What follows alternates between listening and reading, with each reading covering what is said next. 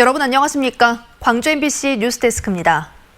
이번 주에 개막하는 광주 세계 수영대회에 참가할 선수단이 속속 선수촌에 들어오고 있습니다. 대회에 참가하는 엔트리 등록도 역대 최대 규모로 마감됐습니다. 이재원 기자가 보도합니다.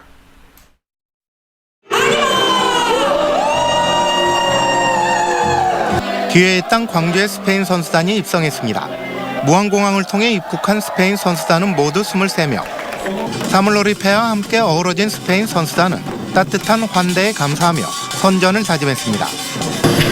Ni en nuestros mejores sueños hubiéramos esperado que íbamos a tener todo este recibimiento cuando llegáramos a Gwangju. Gracias de verdad. 스페인 선수단의 입촌으로 지금까지 선수촌에는 52개국 570명의 선수단이 둥지를 틀었습니다. 광주 대회에 참가하는 선수들의 엔트리 등록도 역대 최대 규모로 마감됐습니다. 모두 194개국에서 2,639명의 선수들이 등록해 역대 최대 규모였던 러시아 카잔 대회보다 10개국 223명의 선수가 늘었습니다. 특히 직전 대회였던 부다페스트에서 7관왕에 올랐던 미국의 드레셀과 역시 5관왕에 올랐던 헝가리 수영여제 러테키, 그리고 중국의 순양도 광주 대회에 이름을 올려 활약이 기대됩니다. 우리나라에서는 지난해 아시안게임 금메달리스트 김서영과 배영 100m 한국 신기록 보유자 임다솔 등 모두 82명의 선수가 출전해 메달 사냥에 나섭니다. 북한 선수단은 아직까지 참가 여부를 밝히지 않고 있지만 조직위원회는 북한에 출전해 끝까지 공들일 예정입니다. 관심을 끌고 있는 개회식과 폐회식의 세부 계획은 개막 당일에서야 공개되지만 5.18 민주광장 분수대에서 영감을 얻어 물이 품은 생명과 평화의 메시지를 담을 것으로 예상됩니다. MBC 뉴스 이재원입니다. 광주 세계 수영대회 기간 동안 차량 2부제가 시행됩니다. 광주시는 세계 수영대회의 성공 개최와 원활한 교통소통을 위해 수영대회가 개막하는 12일부터 28일까지 시내 전 지역에서 차량 2부제를 자율적으로 실시한다고 밝혔습니다. 차량 2부제 대상은 10인승 이하 비사업용 승용차와 승합차로 대회 개폐회식이 열리는 12일과 28일은 차량 2부제를 의무적으로 시행할 예정입니다. 광주FC가 18경기 무패 행진으로 전반기를 마감했습니다. 패배를 모르는 화끈한 경기력을 앞세워 시즌 내내 1위를 달리며 1부 리그 승격에 한 발 더 다가갔습니다. 보도에 윤근수 기자입니다. 펠리페 선수의 패스를 받은 여봉훈 선수가 왼발 슛으로 골문을 가릅니다. 전반 44분에 터진 이 골을 끝까지 지켜낸 광주FC는 1대0 승리를 거두며 창단 이후 첫 5연승을 달렸습니다. 개막 이후 한 번도 지지 않는 극강의 경기력으로 2년 전 경남FC가 세운 18경기 무패 기록과 타이 기록도 썼습니다. 더욱더 많은 팬들이 더 찾을 수 있는 이런 화끈한 경기 계속 이어갔으면 좋겠습니다. 광주FC 화이팅! 올 시즌 돌풍의 중심에는 브라질 출신 공격수 펠리페 선수가 있습니다. 14경기 출전에 14골을 기록하며 득점 1위를 달리고 있습니다. Eu queria mostrar isso com gols, espero fazer muito mais gols e quem sabe o mais importante que é ser campeão. 지난 시즌보다 두터워진 선수층은 선의의 경쟁으로 이어지면서 경기력을 한 단계 끌어올렸습니다. 서로 경기를 나가고 싶어하고 그러다 보니까 전체적으로 팀이 좋아지고 그러면서 강해지고 조직적으로도 완성이 많이 잘 된 것 같습니다. 박 감독은 혹시라도 무패 기록이 깨질까 봐 개막전 때 입었던 겨울옷을 한여름에도 입고 나와 선수들을 지휘하고 있습니다. 이제 막 반환점을 돈 광주FC는 오는 14일 서울 이랜드와의 후반기 첫 경기에서 무패 신기록에 도전합니다. MBC 뉴스 윤근수입니다. 미투 열풍 이후에도 직장 내 성희롱과 성추행은 사라지지 않았습니다. 최근에는 나주혁신도시 공공기관과 광주 남구청에서 성희롱 문제가 불거졌는데요. 직장 내 성희롱 등 갑질 문화를 근절하기 위한 직장 내 괴롭힘 방지법이 오는 16일부터 시행됩니다. 우종훈 기자가 보도합니다. 한국농수산식품유통공사 노동조합은 최근 2년 임기 임명직인 감사가 여직원들을 성추행했다고 폭로했습니다. 불편함을 표시해도 여직원의 손을 잡는 등 부적절한 신체 접촉을 일삼은 것은 물론 취임 초기부터 차마 입에 담기도 힘든 성희롱 발언을 지속해왔다는 겁니다. 공사의 자체 조사 결과 성희롱 의혹은 어느 정도 사실인 것으로 알려졌습니다. 기업은 성추행 등 의혹을 받고 있는 감사에 대한 직무 정지권을 의결하고 이를 상위기관인 기획재정부에 건의했습니다.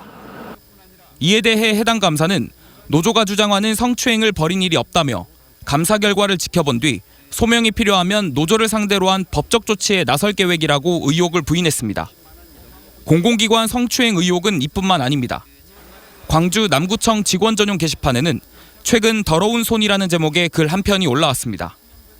당신이 가까이 오는 것이 치가 떨릴 정도로 싫다는 공무원은 욕망이 스멀대는 더러운 손을 거두라며 성추행을 암시하는 글을 올려 구청이 진상조사에 나섰습니다. 서울 남도학숙에서는 지난 2014년 상사와 여직원 간의 성추행 사건이 일어나 당사자들끼리 지리한 법적 공방을 벌여왔는데 최근 법원은 성범죄가 있었다며 피해자에게 배상하라는 판결을 내리기도 했습니다. 이처럼 직장 안에서 이루어지는 성폭력 등 갑질 행위를 근절하기 위한 직장 내 괴롭힘 방지법이 오는 16일부터 시행됩니다. 사용자의 괴롭힘 조사 의무를 강화하고 피해자의 인권 보호도 강화하는 내용입니다. 피해자들이 어떠한 피해를 입었을 때 구제를 요청할 수 있는 그 용기가 되는 거라고 생각을 하거든요.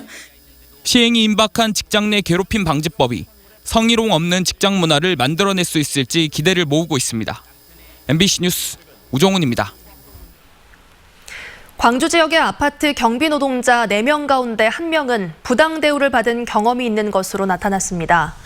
광주시 비정규직 지원센터가 실시한 아파트 경비 노동자 근무 환경 조사에 따르면 응답자 300명 가운데 25.7%에 해당하는 78명이 입주민과 관리자로부터 부당 대우를 받았다고 응답했습니다. 부당 대우 경험은 한 달 평균 2.5회로 300세대 미만의 소규모 아파트에서 입주민의 부당한 지시가 많은 것으로 조사됐습니다. 나주경찰서는 농로에서 길을 비키라며 시비를 벌이다 마을 주민을 살해한 혐의로 73살 A씨를 붙잡아 조사하고 있습니다. A씨는 오늘 오전 10시쯤 나주시 봉안면 덕곡리의 한 마을 농로에서 길에 캠핑카를 세워둔 69살 B씨에게 차를 빼라고 언쟁을 벌이다 B씨에게 흉기를 휘둘러 숨지게 한 혐의를 받고 있습니다.